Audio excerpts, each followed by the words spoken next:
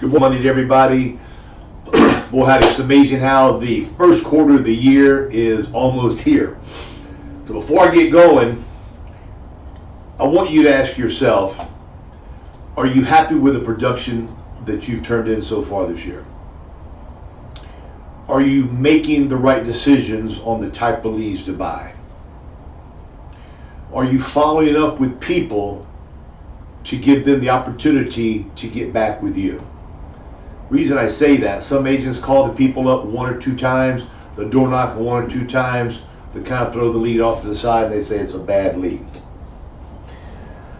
A lead, in my opinion, is an opportunity, an excuse to knock on a door.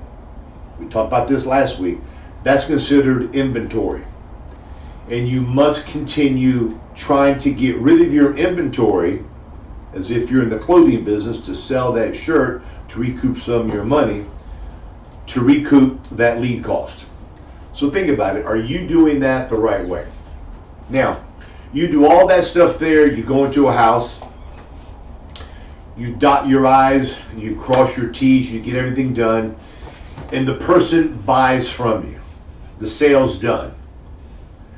Here's what some agents do. They'll say, thank you very much, and they're gone to the next appointment. If they're on the phone, thank you very much, clink. I'm from the old school. I'm from giving people a little bit more attention than, not that they really want, I want them to feel special, that I was there to help them make that decision. Because what happens is that you've got more competition out there. You got more people sending in those cards. Any person that sends in that card, any agent that receives it, is going to do whatever he can to knock your policy out of the house. He's on a goal.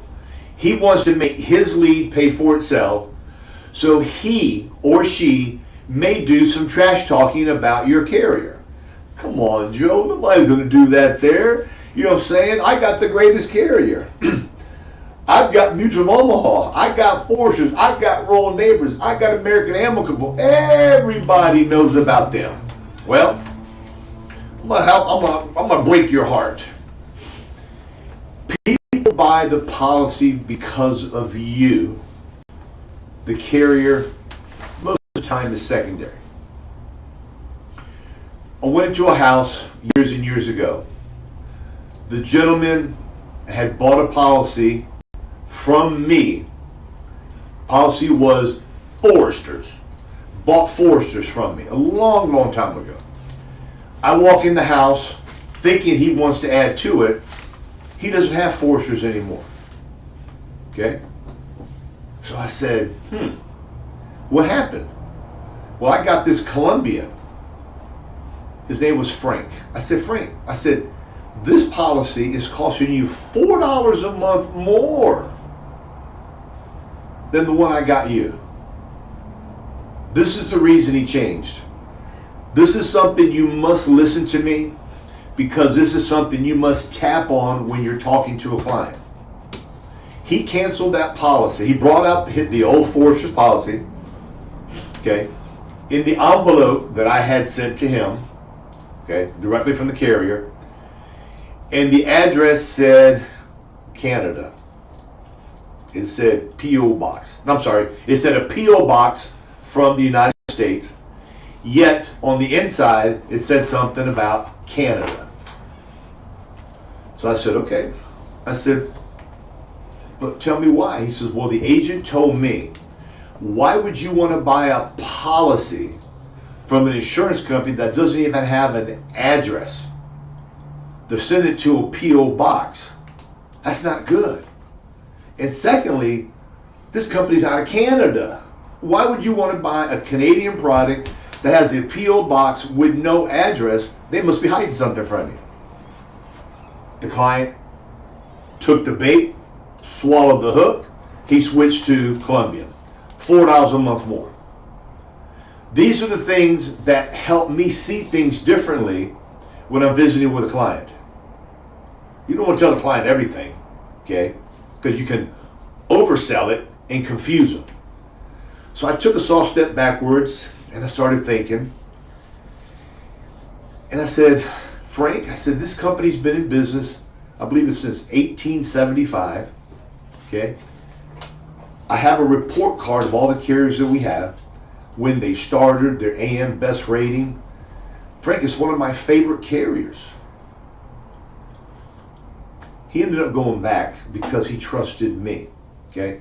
And I was saving him close to $50 a year.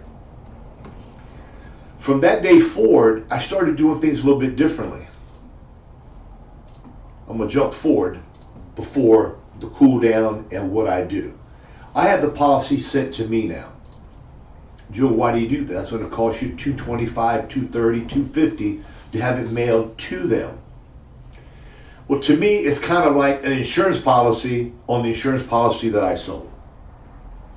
I want everything to come to me. I tell the client, I'm going to have the policy come to me. I'm going to review it for you to make sure everything we spoke about is correct on the application. To make sure your son Anthony and your daughter Marie's names are spelled correctly, so when that sad day comes, we're not going to have no hiccups and no holdups on getting this program put in place to where your children are not burdened with those expenses. That's what I do. I can't tell you what people do when they're on the phone and I'm talking to them, yet when I'm in person, I feel by the looks on their face, they're getting a little bit of a warm, fuzzy feeling that Joe Ciaccio's doing one extra step for them. Because today's times, you must go the extra step. You must go the extra mile because there's no loyalty no more. Clients will change on you for $1. If the other agent can tell them how theirs is better and theirs is greater and how yours is not doing well, they're going to switch. So it's your job throughout the interview process, throughout the application process, is to let them know the carrier that you're putting your client with, how long they've been in business, A rated, A plus rated, A minus rating. Let them know that what you're doing is in the best interest of them. That's going to help you down the road when they get that policy. Because what happens when people get that policy and they look at it, they say, another bill I got to pay. And they had no problem with it when you were talking to them because what you were saying made sense. They needed it, they wanted it, or you showed them the need for it. You helped them find the money for it, and they felt great. What happens is called buyer's remorse. People are going to look at it, they're going to say, I don't want this $62 obligation. I'd rather spend the money on this, this, or that. It happens. Now, before I leave a house, I tell the client I'm going to have the policy delivered to me with what I just said. Number two, what I'm going to do to make sure I did my job properly and to make sure you're in total understanding of what we did today, I'm going to ask you a couple questions. I give every single client that I see face to face some type of brochure, some type of paperwork from the carrier letting them know this is the carrier that you bought from. I also, back in the day, used to give them a conditional receipt. There's no conditional receipts now unless you do a paper app. Okay? I have on that leave behind I give them, I will write down $10,000. First draft is April 3rd or fourth Friday or fourth Wednesday of the month. Put down the face amount and put down the premiums they're paying. I sign my name. I put on top, congratulations. I put on top, you're approved. I put those buzzwords so when they're looking at it with me, they're seeing, congratulations. I'm commending them on what decision they made. I'm telling them again, even though I did it on my little iPad or I did a 3-way phone call and they heard they're approved, I'm putting it down again. You're approved, exclamation, exclamation, exclamation, underline it. I said, now, what I want to do is make sure that when I leave, you understand what we've done. What carrier did I put you with today? What carrier did you qualify for today? What carrier are you moving forward with today? Half of them are going to look at you, I don't remember, and say, well, it's right there. And say, oh, yes, it's Royal Neighbors. I said, when will your first payment be coming out of your account? The 3rd of next month, that's right. What are your premium payments going to be? $62.94. I said, okay, why don't we just make it an even $63? That's a much easier number to remember. $63, so more is easier to remember. And what is the amount your children are going to get when that sad day comes and you pass away? $12,500, correct. My card is attached. Any questions you have, any concerns you have, you let me know. Okay? The company's Foresters, the company's Royal Neighbors, the company is American Amicable. They've been in business since this date here. They're my favorite company I write. I've actually had to deliver checks from them before, and they pay quickly. Think about this here. What you're doing is that you're solidifying your deal. So when that policy comes, they're not what you call, oh my God, I made a mistake. Because in that policy that you mail to them, you're going to make up a letterhead. You're going to put on their Scaglione Insurance Group address, which Jack uses, the office address, his phone number, his email, and he writes, as I do, a little letter. Congratulations, no, dear Miss Jones, congratulations, you've been approved with the carrier. Your program goes into effect immediately. Should you have any questions, call me. Joe. On the bottom, P.S. If there's anybody you would like me to give this information to, please give them my information. Or call me and I'll call them. Now I'm trying to set up a referral. I'm letting them know I'm an everyday guy who works hard and I appreciate their business. I leave behinds to helpfully solidify the deal. I tell them what a great choice they made. I told them that they got a preferred plus rating that not many people qualify for. So make sure you don't mess up, because if your health changes, you may not be able to get this plan again at this very reasonable or low rate. You got to talk to their subconscious. You got to talk slowly. You got to use some voice inflection. You can't just, goodbye, I'm gone. You can do whatever you want. We're grown adults. But you can't be chasing the next application or the next possible person you're going to see when you have somebody there that just bought something. Give them 3-4 minutes of your time to make them feel good that you're not there just collecting commission. You're there to help them and their family. When I was on the road all the time, I had pre-made thank you cards made up. Went to the dollar store. They've got them now. For $1.25, you get 8 of them. I put stamps on each one of them. I put my return address on each one of them. Filled out the card, left room for Mrs. Jones. Put a couple little words in there. Signed it Joe. Put their name on the front of the envelope. Boop, dump it at the next mailbox. Or when I got home at nighttime. Also put my company card in there. The more times you can touch on that client right after the sale, it's making them feel good. And the reason I'm telling you this here is because this is how I feel. Okay? I'm an older guy that you young folks are dealing with. We're from another era. We're old-fashioned. We like to be talked to. We like to be touched on. We like that there.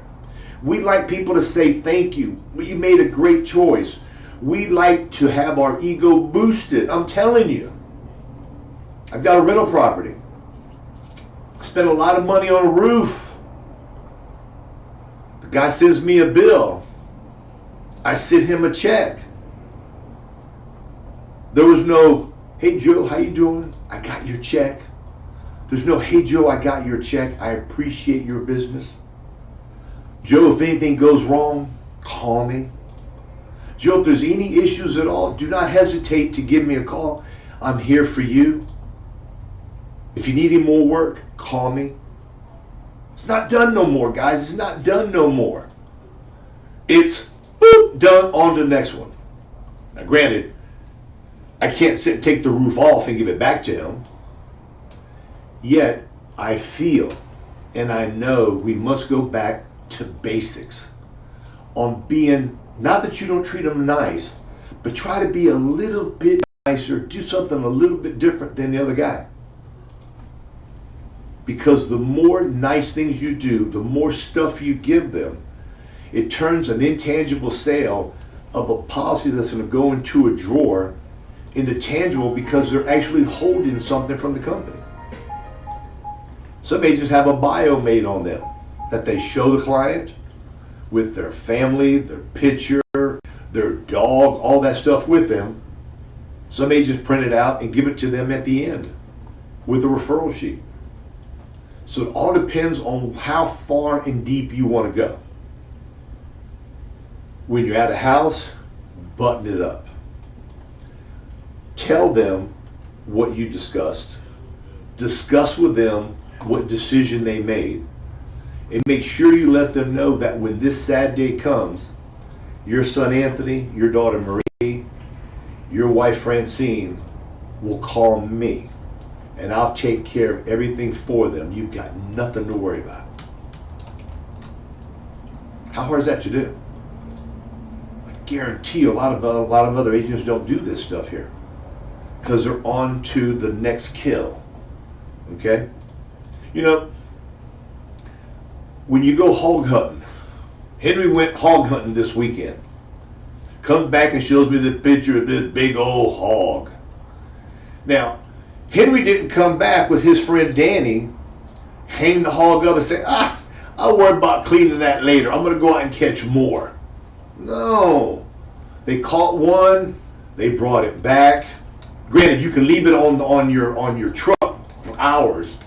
Yet, they came back, did what they had to do to it, cut it up, took some to the actual meat packer, took some home.